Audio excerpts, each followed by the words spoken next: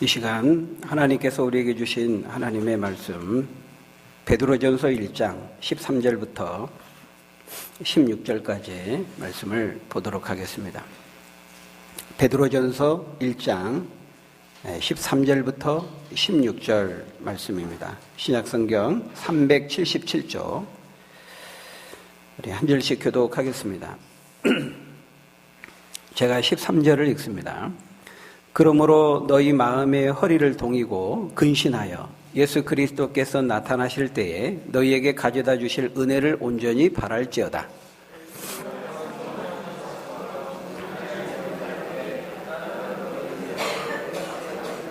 오직 너희를 부르신 거룩한 이처럼 너희도 모든 행실에 거룩한 자가 되라. 내가 거룩하니 너희도 거룩할지어다 하셨느니라. 아멘. 우리 한번 같이 따라하겠습니다. 모든 행실에 거룩한 자가 됩시다. 네, 이 베드로 사도는 이제 우리의 행동과 실천과 삶에 대해서 고면하고 있습니다. 우리가 지난 시간까지 살펴보았던 오늘 본문 바로 앞에까지는 하나님께서 예수 그리스도를 통해 우리에게 허락하신 그 영광스러운 그 존귀한 구원에 대해서 우리에게 말씀했습니다. 하나님께서 어떻게 우리를 구원하시고 어떻게 구원을 마련하셨는지 또 그것이 어떻게 우리에게 주어졌는지 이 구원에 대해서 우리에게 말씀하셨죠. 그런 다음에 사도는 오늘 본문을 통해서 그 구원에 근거하여 그 구원받은 성도들이 어떻게 살아가야 할지 그 실천과 행동과 삶에 대해서 고민하고 있는 것입니다. 그러니까 항상 성경의 순서는 그렇습니다.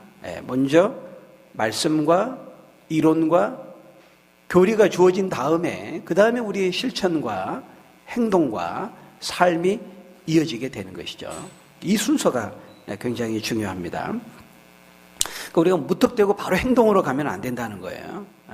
무조건적인 행동주의는 위험합니다. 그런 점에서 물론 우리 성경은 기독교는 행동을 중요하게 여기죠. 또 우리의 삶의 문제들을 다루고 있습니다. 그런 점에서 우리가 윤리적이다, 윤리적인 성격을 가지고 있다 이렇게 말할 수는 있겠지만 윤리주의, 도덕주의 이건 아니라는 거예요.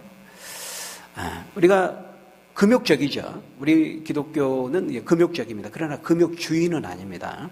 그래서 우리가 뒤에 주의가 붙으면 이제 주의해야 돼요. 그래서 먼저 하나님의 은혜와 사랑, 이 구원을 아는 사람이, 하나님의 사랑을 아는 사람이 진정으로 우리가 이웃을 사랑할 수 있다는 거예요. 이게 순서라는 겁니다. 그래서 사도는 우리가 지난 시간까지 그 12절까지 이 구원에 대해서, 구원이 무엇이고 구원받는 성도가 된다는 것은 무엇이고 어떻게 우리에게 구원이 주어졌고 이 구원에 대해서 말씀한 다음에 그것을 바탕으로 해서 그것을 근거로 해서 오늘 본문을 통해서는 이제 우리의 삶에 대해서 실천과 행동에 대해서 말씀한다는 거예요. 여러분 우리가 사도 바울 서신을 봤습니다만 바울 서신도 거의 똑같은 순서를 가지고 있어요.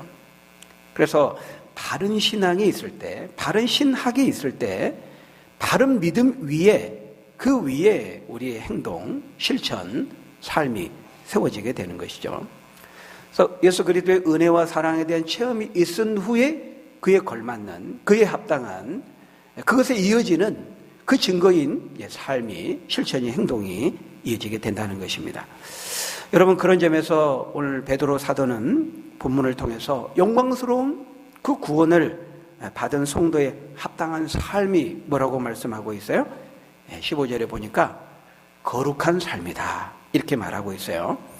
모든 행실이 거룩한 자가 되라 이렇게 말하고 있습니다. 우리 15절 읽었던 말씀 한번 다시 한번 같이 읽어볼까요? 시작. 오직 너희를 부르신 거룩한 이처럼 너희도 모든 행실에 거룩한 자가 되라. 모든 행실에 거룩한 자가 되라는 겁니다. 모든 행실에, 말 그대로 모든 행실, 모든 삶입니다. 우리가 말하는 거, 행동하는 거, 살아가는 거, 우리 가정 안에서 또 우리 교회 안에서 또 교회 밖에서 사람들을 만나고 친구들을 만나고 취미 생활을 하고 운동을 하고 운전을 하고 하는 우리의 모든 삶의 영역 속에서 우리 하나님 믿는 사람들은, 이 영광스러운 구원을 받은 사람들은 뭐가 드러나야 된다는 거예요? 거룩함이 드러나야 된다는 거예요. 거룩한 생활, 거룩한 실천, 거룩한 삶이 있어야 된다는 것입니다. 거룩이라는 것입니다. 바로 그것이 하나님께서 저와 여러분들을 성도로 부르신, 또 교회를 이 땅에 세우신 목적이요, 이유라고 말하고 있는 거예요. 여러분, 우리가 성도님 이렇게 성도라고 부르지 않습니까? 성도라는 말의 뜻이 그겁니다. 또는 우리가 크리스찬, 예수 믿는 사람들을 이제 그리스도인 이렇게도 말하잖아요. 또 물론 교인이라고도 말하죠. 근데 이제 교인이라는 말은 이제 처치맨이죠, 처치맨. 그러니까 교회를 다니는 사람, 그런 말입니다. 교회에 속한 사람, 이런 말이니까요. 그 의미가 굉장히 약합니다. 왜냐하면 교인 중에는, 교회를 다니는 사람 중에는 참된 성도가 아닌 사람들이 있을 수 있거든요. 근데 우리가 이제 성도라고 할 때는, 성도가 뭡니까? 거룩할 성자에 무리도죠. 거룩한 사람, 거룩한 무리, 거룩한 사람들, 그런 뜻이 되는 것입니다. 또 그리스도인, 크리스찬도 마찬가지죠. 그리스도인이라는 게 뭐예요? 그리스도 안에 있는 사람, 그리스도를 믿는 사람, 그래서 그리스도를 닮는 사람, 그리스도와 함께 살아가는 사람, 그리스도가 걸으셨던 그 길을 따라가는 사람, 그 사람이 바로 그리스도인이죠. 성도, 크리스찬, 그리스도인. 이게 약간의 뉘앙스의 차이는 있습니다만 결국 뭘 말하냐면은, 교회를 다니는 사람도 역시 마찬가지고요. 교인, 성도, 크리스찬 다 믿지 않는 사람과는 다른, 그 무엇이 있는, 믿지 않는 사람들과는 차이가 있는, 구별되는, 믿지 않는 사람들과는 뭔가 식별되는, 두드러지는 어떤 차이가 있는 그 사람을 바로 의미하는 것입니다. 성도라는 말이 거룩한 사람이라는 거예요. 그리스도인, 그리스도를 믿고 그리스도에 속한 사람이고 그리스도를 닮은 사람이라는 것입니다. 그래서 그 사람이 말하고 행동하는 삶에 그리스도의 향기가 드러나는 거죠.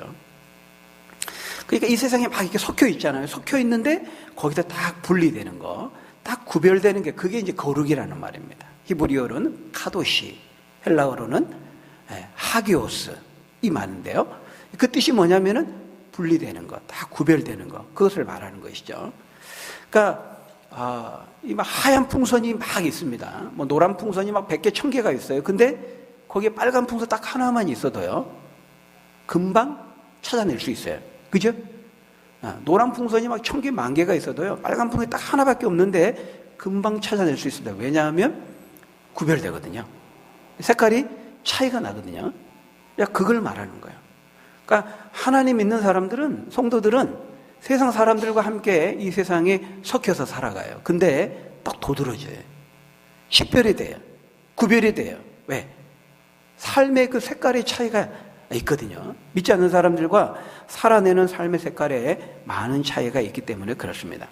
지금 베드로 사도는 우리가 예수님을 진정으로 믿고 이 영광스럽고 놀라운 구원을 받은 하나님의 자녀의 성도라면 절대로 예수 믿지 않는 사람들과 같을 수 없다는 거예요.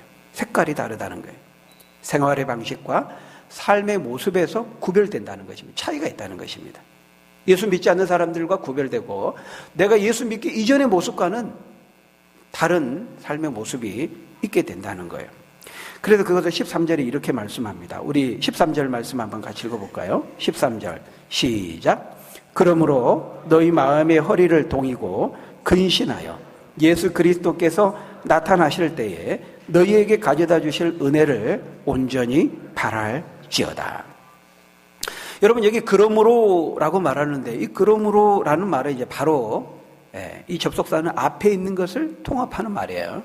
그러니까 앞에 있는 말을 받겠죠. 앞에 어떤 말씀이 있었습니까? 그러므로 3절에서 말씀하는 것처럼 예수 그리스도께서 죽으시고 부활하게 하심으로 우리를 거듭나게 하셨죠. 그래서 썩지 않고 더럽지 않고 쇠하지 않은 그 영원한 구원을 유업으로 우리에게 주셨으므로, 그러므로 너희는 이렇게 살아야 된다, 이렇게 말하고 있어요. 또는 6절에서 그 믿음으로 인해 여러 가지 시련을 받을 수 있고, 그 믿음의 시련으로 인해 잠깐 근심하게 되지 않을 수 없으나 그러나 그것과 비교할 수 없는 영광스러운 즐거움을 얻게 될 것이므로, 그러므로 너희는 마음의 허리를 동이고 근신하여 살아야 된다. 이렇게 지금 말하고 있다는 거예요. 또 10절에서 구약의 많은 선지자들이 보기를 원했고 알기를 원했던, 또 12절에서는 천사들까지도 심지어 알기 원했던 바로 그것을 여러분들은 보았고 알고 있기 때문에, 그러므로 어떻게 하라고요? 이제 너희는 마음의 허리를 동이고 근신해야 된다라는 것입니다. 언제까지요? 예수 그리스도께서 다시 나타나실 때까지. 너희는 지금 너무 귀중하고 소중한 것을 지금 가지고 있기 때문에, 그러니까 너희는 이렇게 해야 된다, 이렇게 살아야 된다, 이렇게 말하고 있는 거예요. 너무 영광스러운 구원을 가졌어요. 마치 그 임산부가 너무 귀한 생명을 잉태했잖아요. 그러면 어때요? 너무 내 속에 귀중한 생명을 지니고 있기 때문에 몸가짐이 다를 수밖에 없는 것입니다. 보는 거, 먹는 거, 모든 부분에서 신중에 신중을 기하고 조심하는 거죠. 왜? 지금 내 안에 너무 귀중한 생명이 있기 때문에 그런 것입니다. 언젠가도 제가 말씀드렸습니다만, 막 수십억짜리, 수백억짜리 이 다이아몬드를 내가 지금 보석을 몸에 지니고 있으면 어때요? 주의를 살펴야 되죠. 신중에 신중을 기해야 되죠. 절대로 그 보석이 없는 사람과 몸가짐이 같을 수 없는 겁니다. 구별되는 것이죠. 차이가 있는 것이죠. 성도는 예수님이 다시 나타나실 때까지 그렇게 산다는 거예요. 여러분, 예수님이 다시 나타나신다는 게 뭘 말해요? 재림을 말하죠. 예수님이 다시 오신다는 겁니다. 여러분, 예수님은 다시 오시죠? 예수님이 다시 오심을 여러분 믿습니까? 예수님 다시 오십니다. 분명히 다시 오십니다. 이미 오셨던 것처럼 다시 오세요. 어떻게 할 수 있습니까? 어떻게 확신할 수 있습니까? 예수님, 하나님께서 아들을, 구원자를, 예수님을 보내시겠다고 구약에서 숱하게 예언하셨죠. 근데 예언하신 대로, 약속하신 대로 지키셨습니다. 진짜 오셨습니다. 그리고 십자가에 죽으시고 부활하셨고 승천하여 하늘로 올라가셨죠. 올라가시면서 예수님 뭐라고 말씀했어요? 너희가 지금 내가 올라가는 것을 본 그대로 내가 다시 오리라. 주님의 승천하시면서 그렇게 말씀하셨잖아요. 그러니까 내가 보내겠다, 하나님께서 약속하셨는데 이 약속을 지키지 못했으면 두 번째 약속도 믿을 게 못 돼요. 근데 처음 하신 약속 분명히 다 지키셨어요. 그러니까 두 번째 다시 보내겠다, 다시 오시겠다, 이 약속도 믿을 수가 있는 겁니다. 그죠? 구약에서 모든 예언, 약속 하는 다 지키셨어요. 그러니까 우리는 두 번째 하신 다시 오시겠다, 다시 보내겠다 하신 이 약속도 우리가 신뢰하고 믿을 수가 있는 것이죠. 예수님 분명히 다시 오세요. 근데 다시 오시기까지 지금 사도는 뭐라고 말하고 있는 거예요? 분명히 다시 오실 것인데 그때까지 여러분이 많은 믿음의 시련 가운데도 끝까지 믿음을 지키고 인내하면서 믿음을 지키는 자에게는 뭘 주시겠다는 거예요? 은혜를 주신다는 거예요. 거기 13절 마지막에 보면 너희에게 가져다 주실 은혜를, 그 은혜는 어떤 은혜일까요? 완성된 구원입니다. 그리고 하나님의 상급이겠죠. 축복이겠죠. 이것을 예수님 다시 오실 때까지 믿음의 시련이 있음에도 불구하고 믿음을 잃지 않고 끝까지 믿음을 지키고 그 주님 다시 오실 날을 바라보면서 소망하며 살아가는 자에는 이 은혜를 주신다는 거예요. 근데 바로 성도란 어떤 사람들이냐? 예수님이 다시 오실 것인데, 오셔서 분명히 완성된 구원을 주시고 축복을 주시고 상급을 주실 것인데, 그러기까지 그것을 바라면서 소망하면서 기다리면서 사는 자들이라는 거예요. 그 소망을 간직하며 사는 자들이 성도라는 거예요. 그래서 성도는 이 소망이 있기 때문에요, 오늘 지금 나에게 주어진 시련, 어려움이 있다 할지라도 그 소망의 힘으로 이기는 거예요. 그죠? 그런 점에서 어떻습니까, 여러분? 여러분 속에 이 소망이 있습니까? 여러분, 성도에게 이 소망이 있다는 거예요. 이것은 예수님을 진짜 믿는 사람은요, 이것을 믿고 이것을 바라고 이것을 소망하는 것이죠. 그런 점에서 여러분 심령 깊숙한 곳에 이 믿음, 이 소망이 흔들림 없이 굳게 자리 잡을 수 있기를 예수님의 이름으로 간절히 축원합니다. 그래서 정말 성도는 이 소망을 가지고 살아가는 자들이에요. 그것을 기다리는 자예요. 그것을 바라는 자예요. 근데 그것을 기다리는데 아무것도 안 하고 기다리는 것이 아니라 어떻게 기다린다고 말하고 있어요? 무엇을 하면서 기다린다고 말하고 있어요? 거기 13절에 보니까요, 베드로 사도는 특별히 두 가지를 주문하고 있습니다. 첫째는 너희 마음의 허리를 동이면서 기다린다는 것이고, 둘째는 근신하면서 기다린다는 거예요. 여러분, 그렇습니다. 예수님께서 다시 나타나실 때까지 나타나셔서 은혜 주실 날을 바라보면서 소망하는 사람은 어떻게 살아간다는 거예요? 마음의 허리를 동이며 그것을 바라며 기다리며 산다는 거예요. 여러분, 여기 마음의 허리를 동인다 이 말은요, 마음의 이제 준비를 하는 것을 말합니다. 우리가 어떤 일을 할 때 이제 딱 스탠바이 하는 거죠. 뭐 할 자세를 딱 취하는 겁니다. 허리를 동인다 이 말은 어떤 일을 하려고 할 때 우리가 이 허리띠를 타이트하게 쪼아매고 온 매무새를 이제 다 가다듬는 거죠. 여러분, 이스라엘 백성들의 의복은요, 우리가 영화 같은 데서 이제 보셔서 아시겠습니다만은 이렇게 좀 굉장히 좀 길어요. 좀 치렁치렁 이렇게 길잖아요, 그죠? 그러니까 우리들도 이제 그런 옷을 입으면, 우리 한복이라든지 우리 결혼식 그 신부 드레스라든지 이런 거 입으면요, 그거 입고 뛸 수 있습니까? 잘못 걷다가도 밟으면 넘어지죠. 그러니까 그런 상태로는 행동에 제약을 받는다는 거예요. 뭔가 중요한 일을 하려고 할 때, 뭔가 신속하게 어떤 일을 하려고 할 때 적당하지가 않다는 거예요.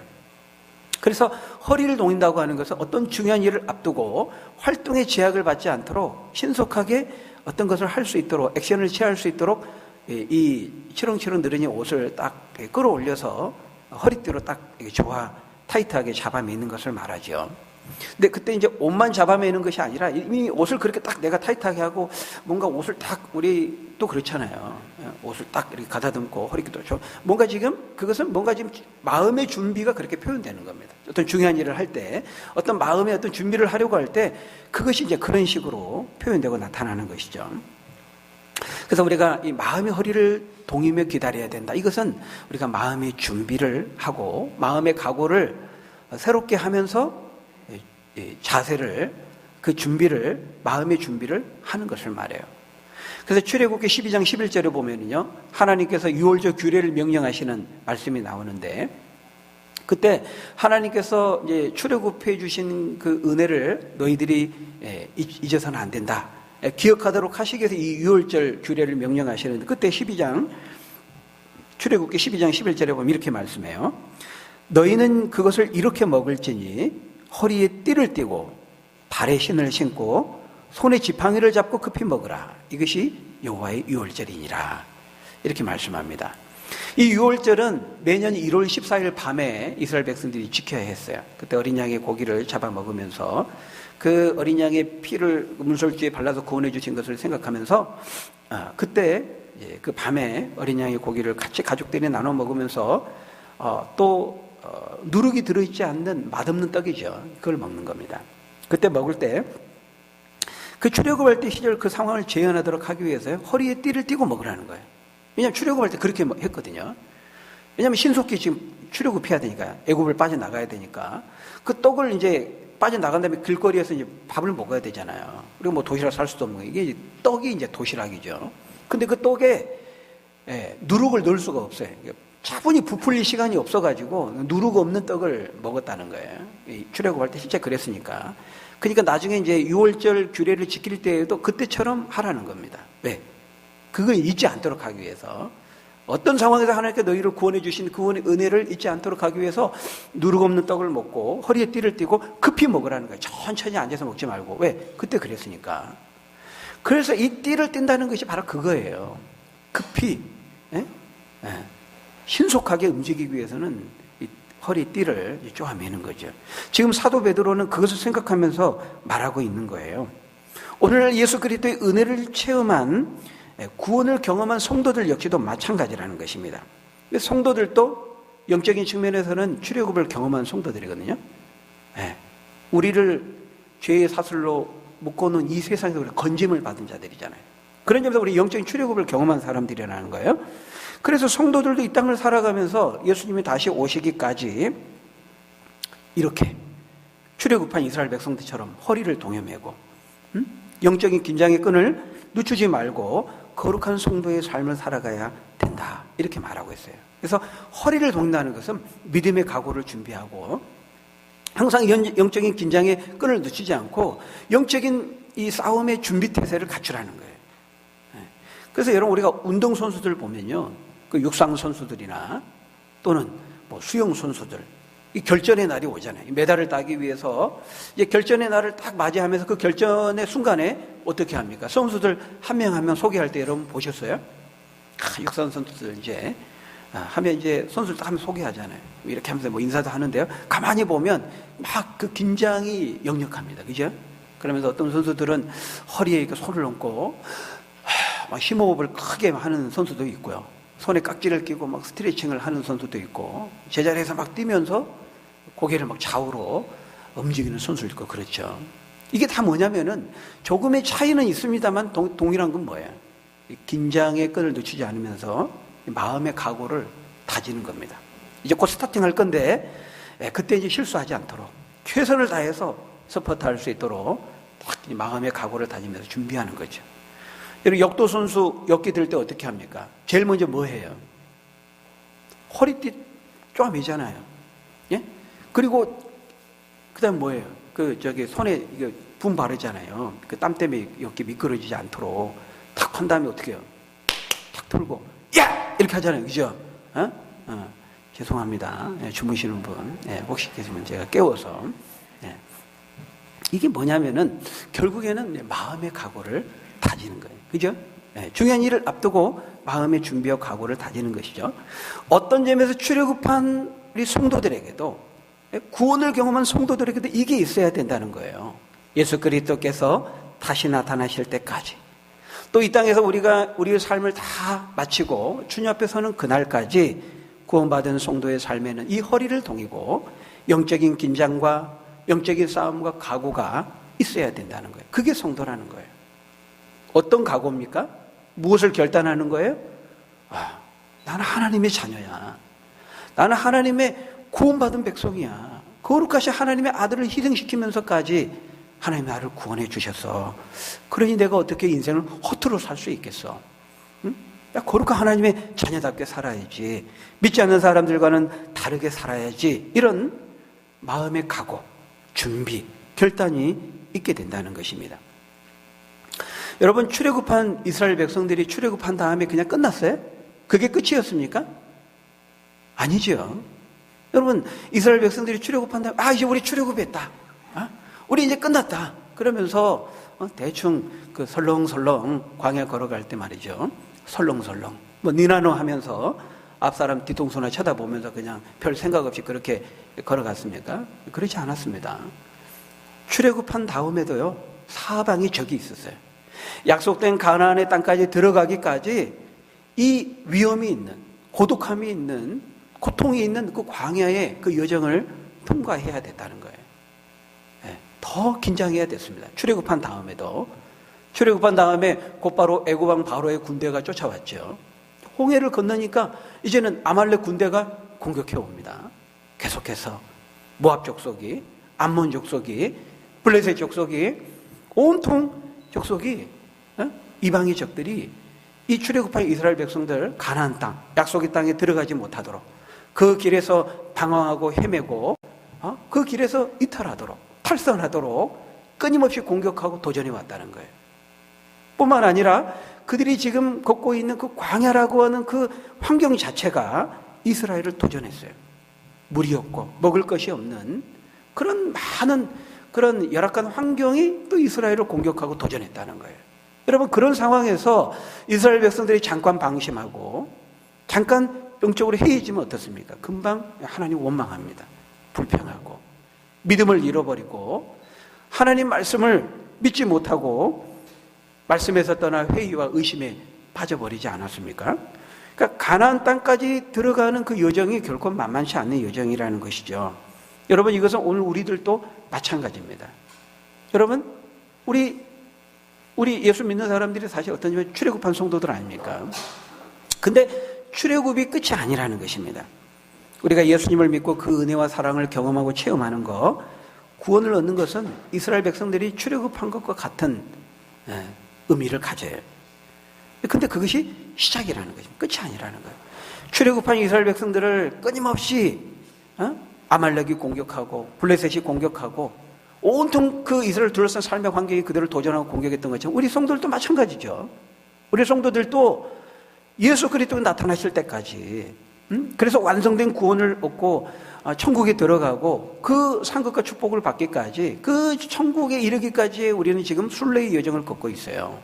이스라엘 백성들이 출애굽한 다음에 적과 꿀이 흐르는 가나안 땅을 향해 들어가기까지 그 광야의 여정을 순례해야 되는 거죠. 거쳐야 되는 것처럼 우리 백성들도, 성도들도 그렇다는 것이죠.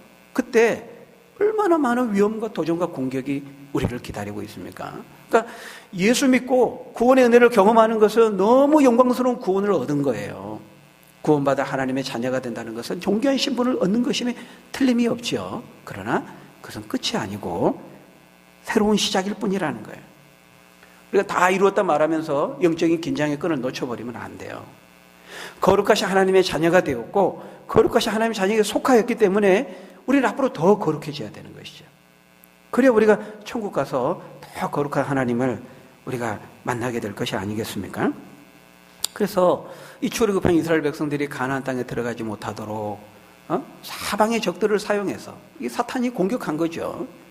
그래서 약속의 땅 가나안에 들어가지 못하도록, 가기까지 그냥 목표를 잃어버리고 배회하고 방황하도록, 그 길에서 이탈하고 탈선하도록 하기 위해서 애굽 왕 바로의 군대를 보낸 겁니다. 아말렉 군대를 보낸 거예요. 도전하고 공격한 거예요. 물이 없고 먹을 것이 없는 그 광야의 삭막한 환경을 통해서 그것을 무기로 삼아서 이스라엘 백성들을 도전하고 공격한 것이죠.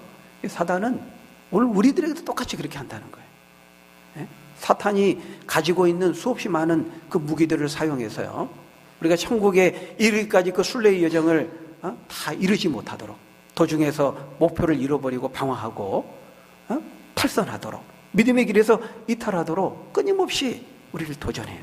공격해요. 헛된 철학과 속임수, 잘못된 이 반성경적인 이론과 철학과 그런 가르침, 교훈을 통해서 우리를 공격하고요, 물질적으로 우리를 미혹하고요, 성적으로 우리를 유혹하고요, 수없이 많은 그런 공격 앞에 우리가 놓여 있다는 거예요. 이런 도전 앞에 우리가 마음의 허리를 동이고 영적인 긴장의 끈을 우리가 늦춰버린다면 우리는 넘어질 수밖에 없어요. 누구도 예외가 될 수 없는 것이죠. 그래 버리면, 우리가 거룩함을 상실하면 머리털 깎인 삼손처럼 되는 겁니다. 이방인들에게, 믿지 않는 사람들에게, 그 블레셋 사람들에게 머리털 깎인 삼손이 조롱받았잖아요. 멸시받았잖아요.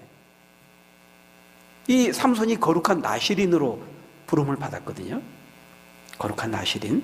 근데 그가 잃어버렸어요. 거룩함을 상실했어요. 하나님 잊어버리고 말씀 잃어버리고. 그러니까 어떻게 돼요? 믿지 않는 블레셋 족속들에게 멸시와 조롱을 받은 거예요. 지금 그 말이 맞다고 지금 하나님께서 지금 보내주신 사인이잖아요.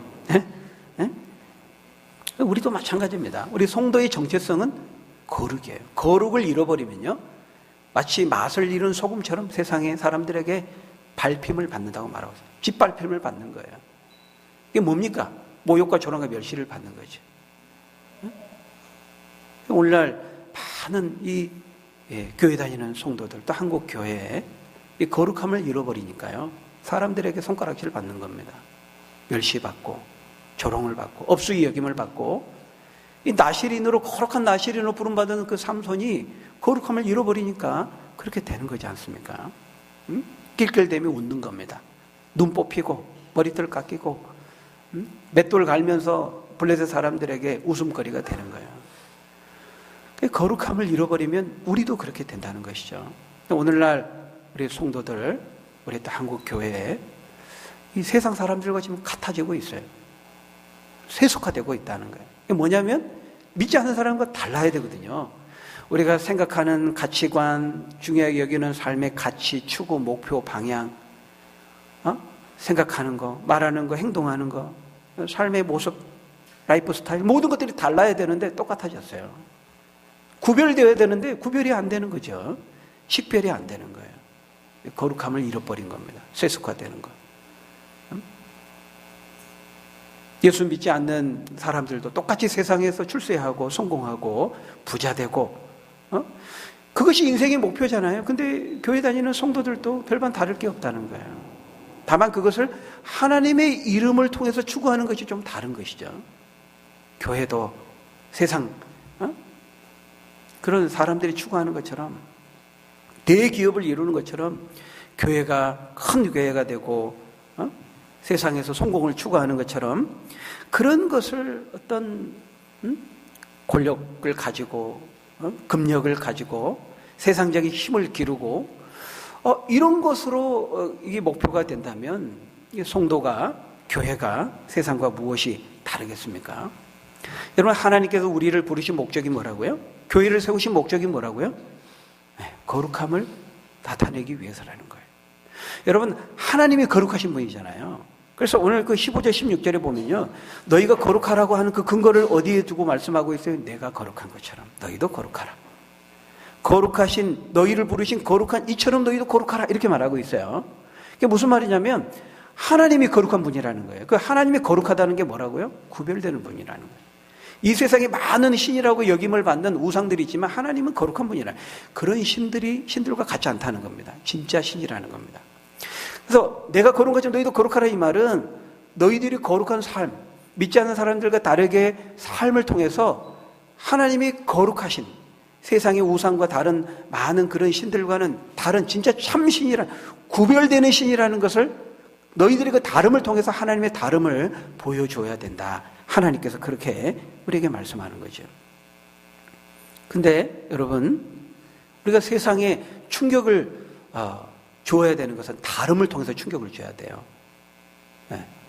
거룩한 충격이죠. 우리는 세상과 자꾸 같아지려고 그래요. 교회가, 우리가 세상을 향해 전도할 때 이렇게 접근할 때요, 같아지려고만 해요. 근데 같아지는 것을 통해서는, 물론 어떤 점에서는 우리가 여러 사람의 여러 모양이 돼야 되니까요. 우리가 복음을 전하기 위해서는 성육신적인 전도가 필요해요. 그분의 수준으로, 그들의 수준에 낮아지는 거. 그러나 영적인 측면에서 거룩함을 잃어버리고 같아지면 안 돼요. 달라야 돼요. 야, 참 예수 믿는 사람들, 교회 다니는 사람들 참 다르구나. 어떻게 저런 상황에서, 저 고난과 힘든 상황에서 불평하고 원망해야 될 때 이렇게 소망을 가지고 찬송하며 감사하며 항상 기뻐하며 쉬지 말고 기도하며 저렇게 살아갈 수 있는가. 그 다름이 그들에게 거룩한 영적인 충격이 되고 도전이 돼야 되는데 다름이 없다는 거예요. 성도들도 똑같이 세상 사람들과 같이 인생의 목표가 부자 되고 성공하고 출세하는 것이 된다면, 교회도 세상과 똑같이 큰 교회를 만들고 돈과 권력을 추구하고 지향하고 그런 세속적인 것들을 쫓아 나아간다면 그것은 거룩하지 못한 거예요. 세상과 다를 바가 없는 것이죠. 여러분, 어떻습니까? 오늘 우리에게 주신 말씀을 통해서 우리가 우리 자신을 한번 살펴보기를 원합니다. 거룩한 성도가 되기를 원하는 여러분의 삶에 이 사도가 말하는 이 두 가지가 여러분 가운데 있습니까? 마음에 허리를 동이면서 주님 다시 오실 그날을 여러분 소망하면서 기다리면서 살아가고 있습니까? 근신하면서 주님 다시 오실 날을 기다리면서 살아가고 있느냐 하는 거예요. 여러분, 여기 이 근신한다라고 하는 것은요, 근신이 뭡니까? 자기 자신을 부지런히 관리하고 살피고 다스리는 것입니다. 그럼 그 반대가 뭐겠어요? 영적인 게으름이죠. 태만함입니다. 나태함입니다. 영적인 감각을 잃어버리는 거예요. 그래서 이 근신이라고 하는 것은 절제하면서 영적인 예민함을 가지고 내가 하나님 말씀대로 살고 있는가, 내가 거룩한 하나님의 자녀답게 살고 있는가, 행위라도 내가 말하는 거, 행동하는 거, 처신하는 것을 통해서 하나님의 마음을 아프게 해드리거나 하나님의 영광을 가리고 있지는 않는가. 이렇게 끊임없이 말씀 앞에서 자기 자신을 살피고 또 영적인 촉각을 곤두세우면서 영적인 예민함을 가지고 자신을 살피는 이 부지런함, 근면함, 그것이 바로 근신입니다. 근신. 근데 우리의 이 근신이 교회 안에서만, 이 영적인 예민함이 교회 안에서만 이루어져서 안 돼요. 아까 말한 15절에 말씀했죠. 너희가 모든 행실에 거룩한 자가 되라. 모든 삶의 영역 속에서 우리는 이 영적인 예민함, 우리가 근신과 그 절제가 우리에게 필요한 것이죠. 사람들을 만날 때, 취미 생활을 할 때, 또 핸들을 잡고 운전할 때 마찬가지입니다. 여러분, 요즘은 이제 그런 게 좀 없어졌는데요. 예전에 얼마 전까지만 해도 우리 차, 예수 믿는 사람들 차 뒤에다가요, 물고기 이렇게 붙이고 다녔잖아요. 그게 뭐냐면 거룩함의 표시거든요. 내가 하나님을 믿는 사람입니다. 예수님을 하나님의 아들로 믿는 사람입니다. 이렇게 이제 그 거룩함의 영역 표시거든요, 그게. 예. 근데 원래 그 익두스가 뭐냐면요, 헬라어로 익두스라는 단어가 이제 물고기라는 말이에요. 우리가 영어로 피쉬 하지 않습니까? 근데 헬라어로는 익두스예요. 근데 그 익두스의 그 철자가 하나하나가 뭐냐면 사실은 예수스, 크리스토스, 데우, 히오스. 그래서 예수 그리스도는 하나님의 아들입니다라고 할 때 그 단어의 제일 앞자 이니셜을 딱 따서 조합을 하면 익두스가 되는 거예요. 그래서 그 초대교회 그 시대에 박해와 핍박이 있었잖아요. 몰래 피해서 카타콤, 지하 이런 동굴 같은 데서 모여서 예배를 드렸어요. 오늘처럼 이런 환경에서 예배를 드린 게 아니고, 그때 이제 몰래 이제 모여서 예배를 드리는데 그 암호가 뭐냐면은 익두스입니다. 익두스. 딱 사람이 오면 익두스? 그러면 익두스 이러면 들어오세요. 이런 거예요. 그러니까 이 물고기를 딱 자동차에 붙이는 건 뭐예요? 나는 예수님을 하나님의 아들을 믿는 사람입니다. 이런 이제 고백이거든요. 근데 그거 막 붙여놓고 막 열심히 신호 위반하고 막 양보도 안 해주고 막 이러면 어때요? 이제 거룩은 거룩인데 이게 두드러지긴 두드러지는 건데 이제 안 좋은 쪽으로 구별되는 거죠. 그러면 안 되는 거죠. 그러니까 여러분, 우리가 이제 모든 삶의 방면에서 이 거룩함의 행실이 드러나야 된다는 거예요. 그러니까 교회 안에서는 천사인데 주일날 교회 안에서는 막 천사예요. 근데 이제 교회 밖에 나가면 막 악마로 돌변하고, 교회 안에서는 분명히 예수 믿는 사람이 맞는데 교회 밖에 벗어나면은 저 사람이 예수 믿는 사람인지 아닌지 헷갈리고, 이러면은 그 사람은 주님의 은혜를 진정으로 체험한 영광스러운 구원을 소유한 성도라고 말하기가 어려울 것입니다. 그래서 오늘 보면 14절에서 뭐라고 말씀합니까? 우리 14절 15절 우리 같이 읽고 마치겠습니다. 14절 15절 같이 읽습니다. 시작. 너희가 순종하는 자식처럼 전에 알지 못할 때에 따르던 너희 사역을 본받지 말고 오직 너희를 부르신 거룩한 이처럼 너희도 모든 행실에 거룩한 자가 되라. 그러니까 이제 너희는 이제 예수님 믿고 순종하는 하나님의 자녀가 되었다는 것입니다. 자식이 되었다는 것입니다. 하나님을 알지 못하고 믿지 않을 때에는 이런 세상의 욕심, 욕망, 정욕, 사욕을 따랐지만 이제는 하나님의 자식이 되었기 때문에 순종하는 자식이 되다. 하나님의 자식, 자녀가 되었다는 거예요. 하나님의 자녀로 태어났기 때문에 달라야 한다는 거예요. 구별되어야 한다는 거예요. 거룩해야 된다고 말씀하고 있습니다. 여러분, 사자는요, 사자로 태어났기 때문에 사자로 살아가죠. 사자는 물을 싫어합니다. 굉장히 그 영양가 있는 몸에 좋은 그런 이 채소 안 먹습니다. 사자는 안 먹어요. 왜? 사자로 태어났으니까 안 먹어요. 사자는 사자다운 사자만의 생활 방식과 삶의 모습이 있는 겁니다. 여러분, 토끼는 풀을 뜯어먹고 삽니다. 여러분, 토끼한테 아주 맛있는 삼겹살 줘보세요. 안 먹습니다. 토끼니까. 토끼로 태어났으니까 안 먹어요. 토끼는 토끼만의 토끼다운 삶의 방식이 있는 거예요. 여러분, 마찬가지입니다. 우리 예수 믿는 사람들, 성도들은 하나님의 자녀로 태어난 사람들이에요. 하나님 아버지를 닮게 되겠죠. 하나님의 거룩한 성품을 닮게 되겠죠. 하나님의 자녀다운 그런 본성이 있는 겁니다. 거룩함이죠. 그것이 거룩함. 왜? 하나님 아버지의 자녀잖아요. 자녀는 아버지를 닮죠. 그래서 우리 믿는 사람들은 이 거룩함의 속성을 가지고 있는 거예요. 그래서 예수 믿기 이전과 믿은 이유가 절대로 같을 수 없다고 성경은 말해요. 그것을 성경 거듭남이라고 말해요. 새롭게 태어난 거예요. 하나님의 자녀로 태어난 거예요. 그런즉 누구든지 그리스도 안에 있으면 새로운 피조물이라. 이전 것은 지나갔으니 보라 새 것이 되었도다. 새로운 피조물, 새 것으로 탄생했다는 거예요. 새로 태어났다는 거예요. 옛사람은 죽고 새 사람으로 태어났다는 거예요. 그러기에 우리 성도들은 옛사람과 똑같이 살 수가 없는 거예요. 새로운 인생, 제2의 인생을 살게 되는 것이죠. 여러분, 거의 죽을 뻔했다가 죽었다가 다시 살아난 사람들이 그 이전과 똑같이 살아갈까요? 절대 그렇지 않습니다. 그들은 새롭게 제2의 인생을 사는 것입니다. 우리 성도들이 바로 그렇게 거듭나서 제2의 인생을 새롭게 사는 그런 삶으로 부르심을 받았다는 거예요. 그래서 이전까지 좋아했던 것을 싫어하게 되고, 이전까지 싫어했던 것을 좋아하게 되고, 이전까지 가치 있게 여겼던 것을 무가치하게 여기면서 이전과 다르게 사는 삶, 과거와는 단절된 삶, 구별되는 삶, 바로 그것이 거룩이라고 하는 것입니다. 바라기는 하나님이 하나밖에 없는 귀한 아들을 희생시키면서까지 우리를 구원해 주신 바로 그 영광스러운 구원을 받은 자로서 우리가 마음의 허리를 동이고 근심하면서 주님 다시 오시는 그날까지 우리가 이 믿음을 지키고 믿음을 가지고 하나님을 기쁘시게 하는 삶을 끝까지 살아가는 구별되고 거룩한 삶을 살아가서 하나님을 기쁘시게 하는 저희 여러분들이 다 되시기를 예수님의 이름으로 간절히 축원합니다. 기도하겠습니다. 아버지 하나님, 우리에게 영광스러운 구원을 허락하시고 거룩한 백성으로 하나님의 자녀로 살아갈 수 있는 특권을 허락해 주신 아버지 하나님, 우리의 말과 행실과 삶의 모든 영역에서 너희 모든 행실로 거룩하게 하라 말씀하신 것처럼 우리의 삶의 모든 행실에서 거룩함을 드러내고 하나님의 자녀로서 하나님의 영광을 드러내며 살아가는 우리 믿음의 사람들 다 될 수 있도록 축복해 주옵소서. 예수님 이름으로 기도하옵나이다. 아멘.